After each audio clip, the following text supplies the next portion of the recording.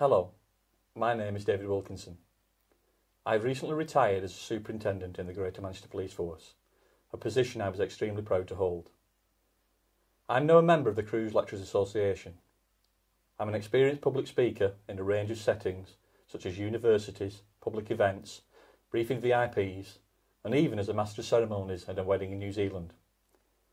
I prepared 5 lectures for your guests, which are interesting, entertaining, and provide an insight into what happens behind the scenes, the parts that people don't normally get to see.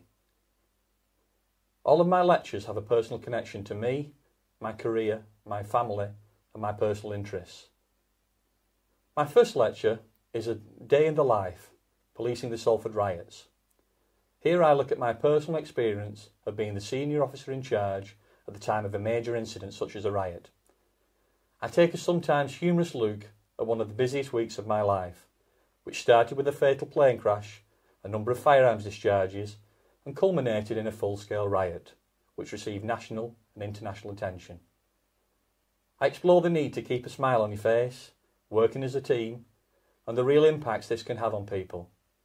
I also look at the difficulties of having to return a city to normality when having to cope with the visits of VIPs such as David Cameron and Prince Harry.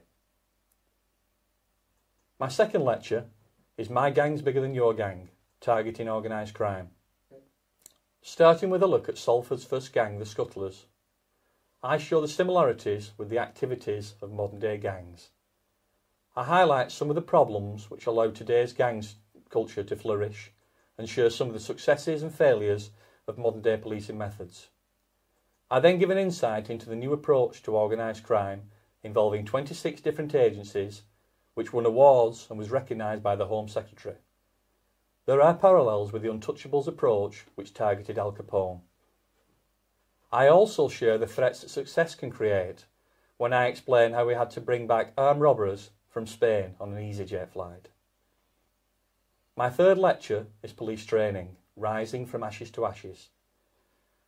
This gives some of my experiences from 1983 as a young police constable in a world very different from today. I then move on to my experiences as a police trainer at the same police training college some 12 years later. I then review the lack of confidence created in police training after reporter Mark Daly joined my force as a police recruit.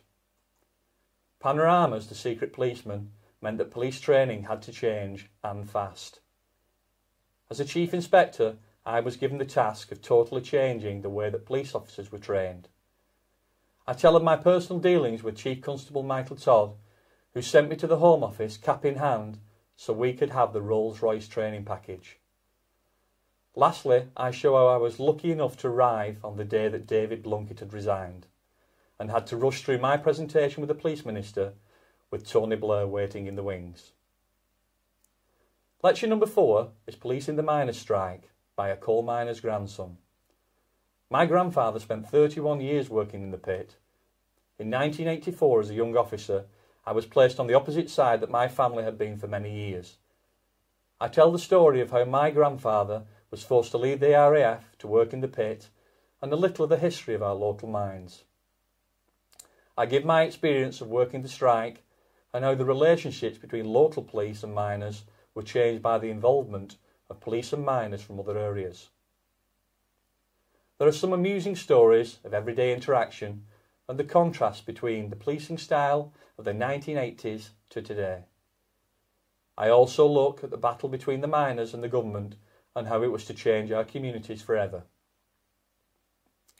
My last presentation is in a completely different theme, entitled X Factor, the 21st Century Working Men's Club. I am simply a frustrated entertainer. I share the experiences of my dad as a compere in the clubs, looking at some household names he put on stage, as well as some who were so bad he paid them off after one spot. I share my experiences as a professional musician in the clubs and the decision to leave to become a police officer. I then explore the talent show and the craving for instant fame and show that winning doesn't always ensure success. Lastly, I show how I was able to encourage an X-Factor reject who worked for me in the police station.